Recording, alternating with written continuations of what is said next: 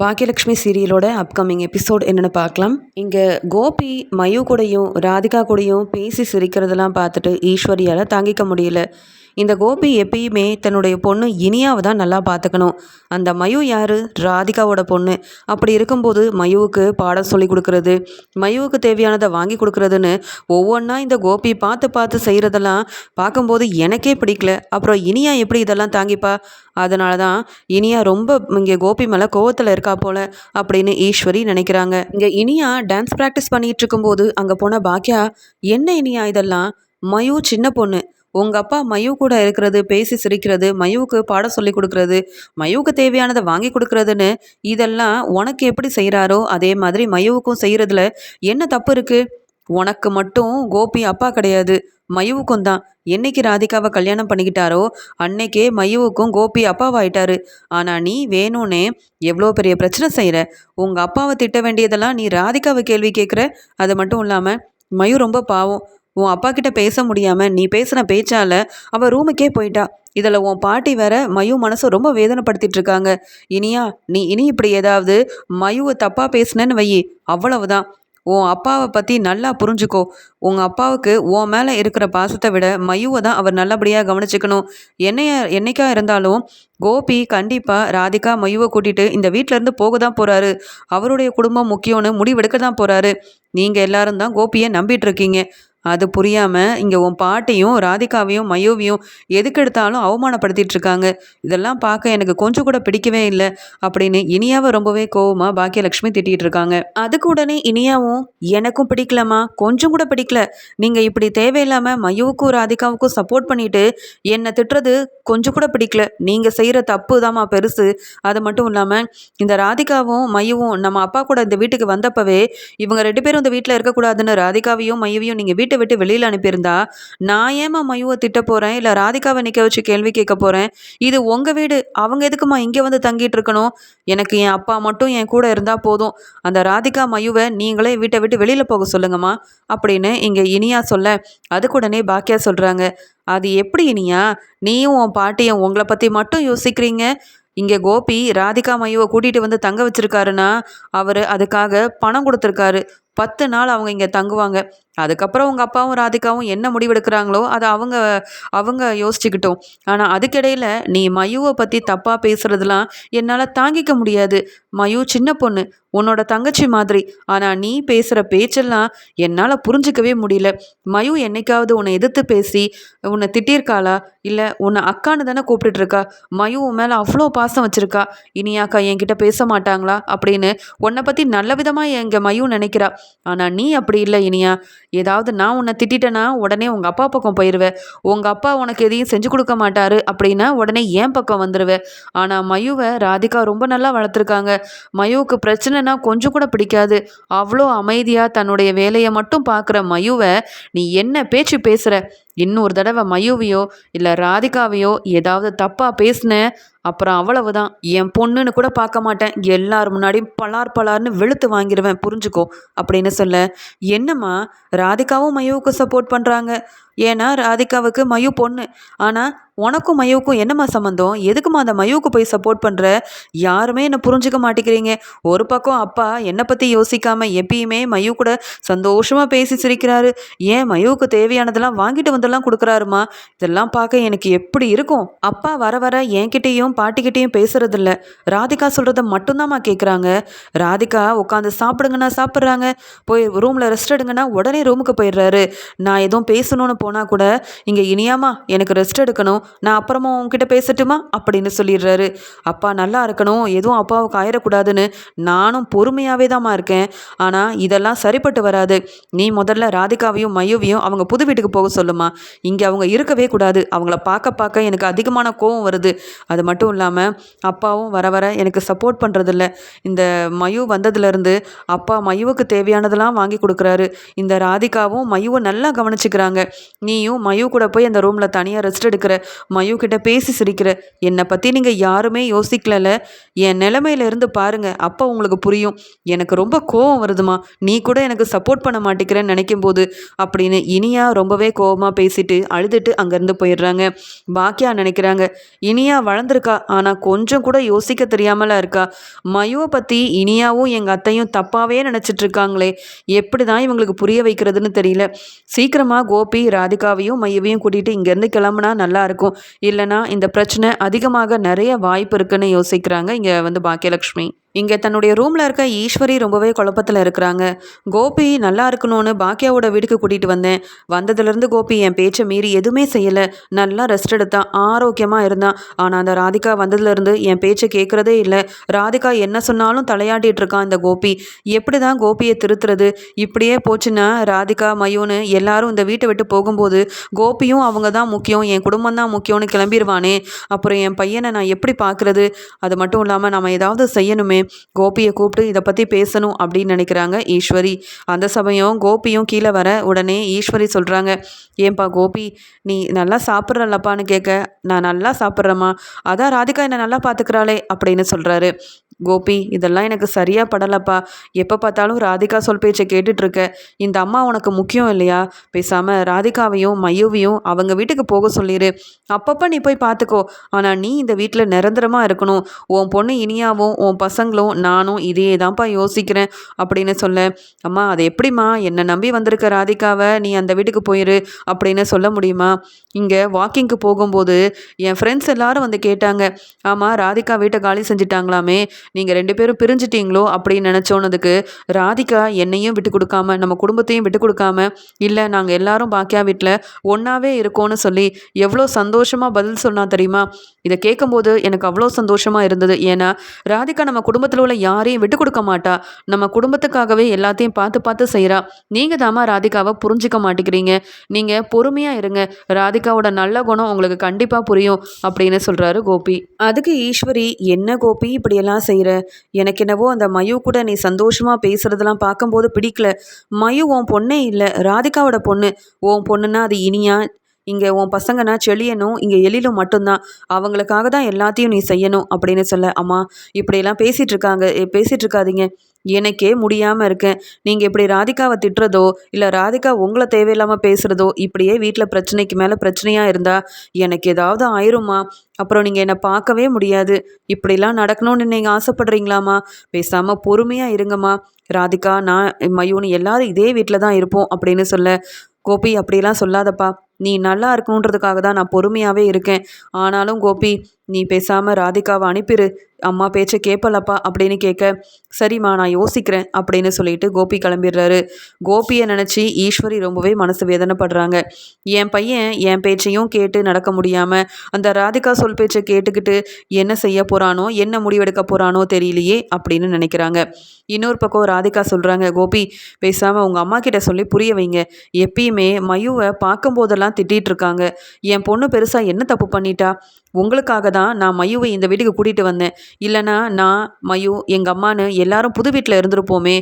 எப்போ பார்த்தாலும் மயு ராதிகாவோட பொண்ணு, கோபியோட பொண்ணு ஆகவே முடியாதுன்னு மயு முன்னாடி சொல்லும்போது மயுவோட மனசு எவ்வளோ மனசு வேதனைப்படும்னு புரிஞ்சிக்க மாட்டேங்கிறாங்க உங்கள் அம்மா. எப்பயுமே இனியாவுக்கு சப்போர்ட் பண்ணுறாங்க. ஏன்னா இனியாவை அவங்களுக்கு ரொம்பவே பிடிக்கும். அதெல்லாம் சரிதான். ஆனாலும் மயு என்ன தப்பு பண்ணா கோபி? உங்களுக்காக நாங்கள் இங்கே அவமானப்பட்டு இருக்கணுமா? பேசாமல் நானும் மையவும் புது வீட்டுக்கு போயிடுறோம். வேணும்னா எங்கள் கூட வாங்க, இல்லைனா நீங்கள் உங்கள் அம்மா கூட இங்கே இருந்துக்கோங்க அப்படின்னு சொல்ல, என்ன ராதிகா, எங்கள் அம்மாவை சமாளிக்கிறதா இல்லை ஒன்றை சமாளிக்கிறதான்னு தெரியாமல் நான் எந்த நிலமையில இருக்கேனே புரியல. பேசாமல் நான் பாட்டுக்கு என் குடும்பத்தோடு இருந்திருக்கலாம். உன்னை கல்யாணம் பண்ணது தப்புன்னு இப்போ தான் புரியுது. தப்பாக சொல்லலை ராதிகா, 2 குடும்பத்தையும் என்னால் சமாளிக்க முடியல. அதனால தான் இப்படி நான் சொல்கிறேன். நான் சொல்லிட்டேன் ராதிகா, இனி அம்மாவாக இருக்கட்டும் இனியாவாக இருக்கட்டும் யாரும் உங்கள் வழியில் வரமாட்டாங்க. நீ எப்பயும் போல் சந்தோஷமாக மைய கூட இங்கேயே இருக்கலாம். பாக்கியாவே எதுவும் சொல்லலை. பாக்கியா பணத்தை வாங்கிக்கிட்டு நீங்கள் எவ்வளோ நாள் வேணாலும் இங்கே தங்கலான்னு சொல்லியிருக்கா. ஆனால் நீ தான் 10 நாளையில் இங்கேருந்து கிளம்பிடுவோன்னு சொன்னேன். நீ கொஞ்சம் பொறுமையாக இரு. எங்கள் அம்மா கிட்ட பேசிட்டேன். கண்டிப்பாக நீங்கள் ராதிகாவை எதுவும் சொல்லக்கூடாது. ராதிகா மையும் இங்கே தான் இருப்பாங்க, அதுவும் என் கூடயே தான் இருப்பாங்கன்னு சொல்லிட்டேன். நீ கொஞ்சம் பொறுமையாக இரு. எங்கள் அம்மா என்ன சொன்னாலும் அதை பெருசாக எடுத்துக்காத. எனக்காக கொஞ்சம் பொறுமையாக இரு ராதிகா இருக்கா அப்படின்னு சமாளிக்கிறாரு கோபி. இங்க மயூ ஸ்கூல்ல இருந்து வந்து படிச்சுட்டு இருக்கும்போது அங்க வந்த பாக்கியாவும், என்ன மயூ ஸ்கூல்ல என்னெல்லாம் நடந்தது, ஆமா நீ சாப்பிட்டியாமா அப்படின்னு கேட்க, இல்ல அம்மா வந்தோடனே நான் சாப்பிட்டுக்கிறேன் அப்படின்னு சொல்லும்போது, நான் காஃபி கொண்டு வரேன் அப்படின்னு மயூவுக்கு காஃபி போட்டு கொடுக்குறாங்க. அவங்க தேவையானதெல்லாம் சமைச்சு கொடுக்குறாங்க. மயூ ரொம்பவே சந்தோஷமா சாப்பிட்டுக்கிட்டே பாக்கியா கிட்ட பேசிட்டு இருக்காங்க. அது மட்டும் இல்லாம இங்க பாக்கியா சொல்றாங்க, இன்னைக்கு நான் உனக்கு ஸ்பெஷலா சமைச்சு தரேன். நீ என் கையால சாப்பிட்டு ரொம்ப நாள் ஆகுது. உங்க அம்மா நல்லா தான் சமைக்கிறாங்க. இருந்தாலும் நான் சமைச்சா உனக்கு பிடிக்கும்ல அப்படின்னு சொல்ல, ஆமா பாக்கியா ஆண்டி.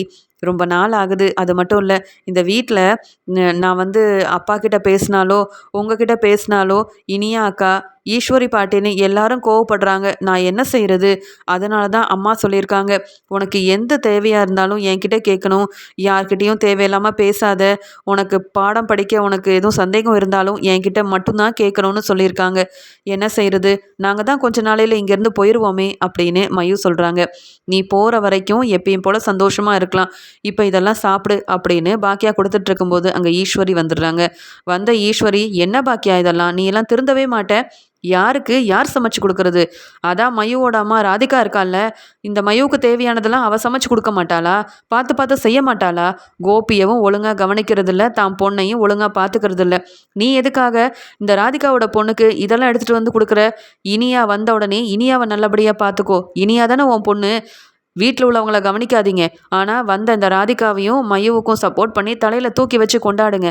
நீ எல்லாம் எப்போ தான் திருந்துவியோ தெரியல அப்படின்னு பாக்கியாவை ரொம்பவே கோபமாக திட்டுறாங்க ஈஸ்வரி. இதை பார்த்துட்டு இருந்த மயு, ஆண்டி எனக்கு இதெல்லாம் வேண்டாம். நான் தான் சொன்னேனே அம்மா வந்த உடனே எனக்காக ஏதாவது செஞ்சு தருவாங்க, அதை நான் சாப்பிட்டுக்கிறேன்னு.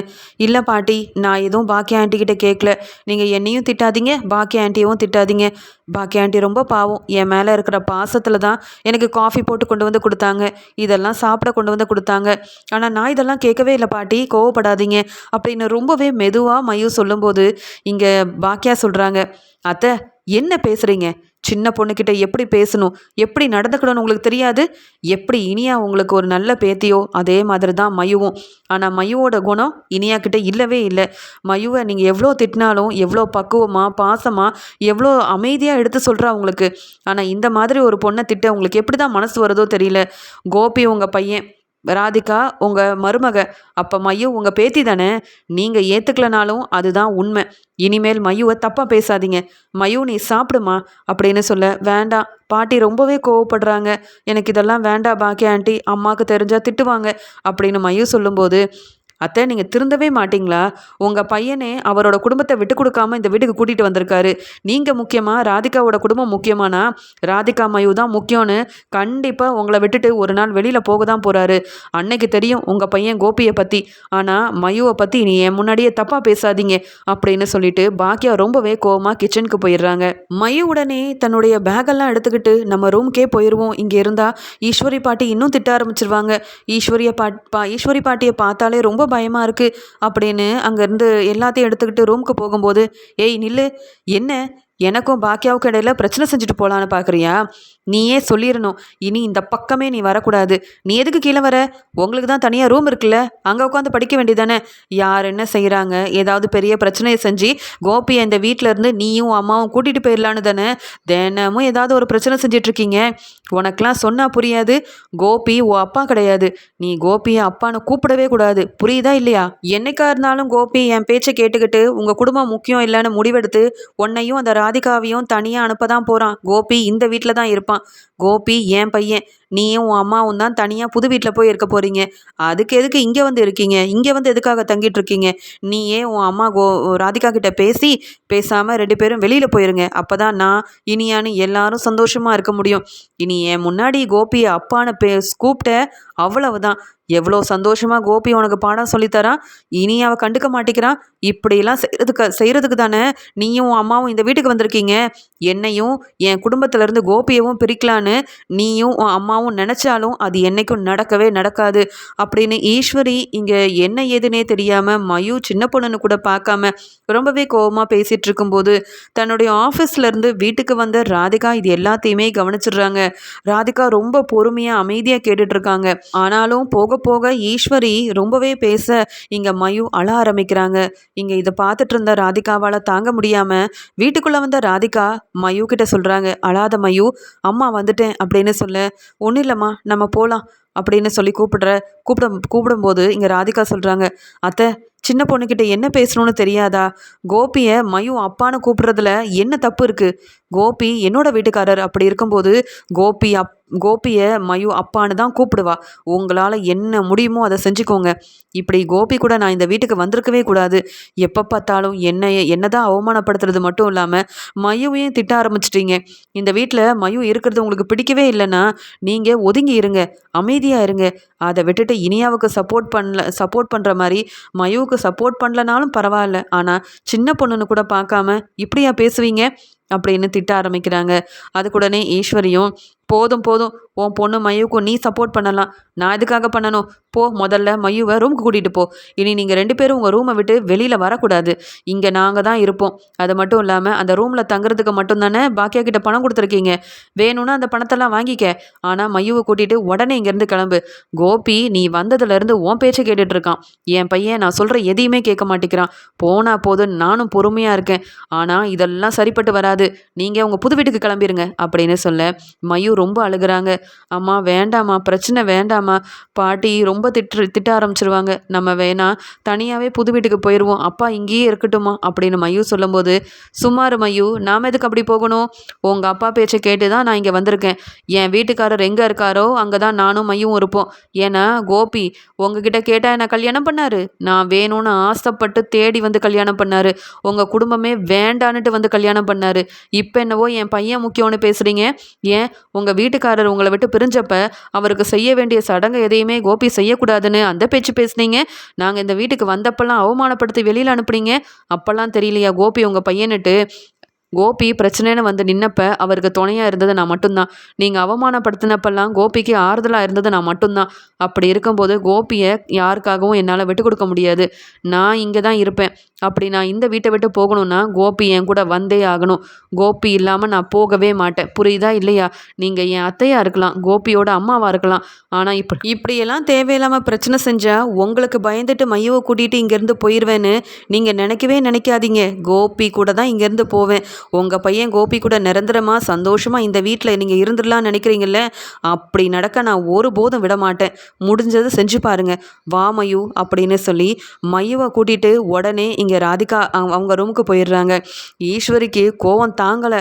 இந்த ராதிகா என்னெல்லாம் பேசுகிறா, என்னையே எதிர்த்து பேசுகிறா. நான் ராதிகாவோட மாமியார், ஆனால் கொஞ்சம் கூட மதிப்பும் மரியாதையும் தர மாட்டேங்கிறா. இன்னைக்கு கோபி வரட்டும், ஏதாவது ஒரு முடிவு எடுத்தாகணும். இந்த ராதிகாவையும் மையுவையும் வீட்டை விட்டு வெளியில் அனுப்பாமல் நான் இன்னைக்கு சாப்பிட போகிறதே இல்லை அப்படின்னு நினைக்கிறாங்க ஈஸ்வரி. கோபி ஒரு வேலையாக வெளியில் போயிருக்காரு. வீட்டுக்கு வந்த உடனே ஈஸ்வரி சொல்கிறாங்க, கோபி இனி நீ என் பேச்சை கேட்கலனா அப்புறம் என்னை நீ அம்மானு கூப்பிடாத, என் பக்கமே நீ வராத, நீ எங்கேயாவது போயிரு கோபி. உன் குடும்பம் ராதிகா தான், அந்த மையவும் தான் முக்கியம்னா பேசாமல் அவங்கள கூட்டிகிட்டே வெளியில் போயிரு அப்படின்னு சொல்ல, அம்மா என்னம்மா வந்ததும் வராததுமா, ஏம்மா இப்படியெல்லாம் பேசுகிறீங்க? நீங்கள் இல்லாமல் நான் எப்படிமா சந்தோஷமாக இருக்க முடியும்? என்னம்மா ஏதாவது பிரச்சனையா அப்படின்னு கோபி மெதுவாக கேட்க, இங்கே ராதிகா பேசினதும் அங்கே மயுவுக்கு பாக்கியலட்சுமி சாப்பிட கொடுத்த எல்லா விஷயத்தையுமே சொல்கிறாங்க. உன் மனைவி ராதிகா என்னை மாமியாரன் கூட மதிக்காமல் அந்த பேச்சு பேசுகிறா.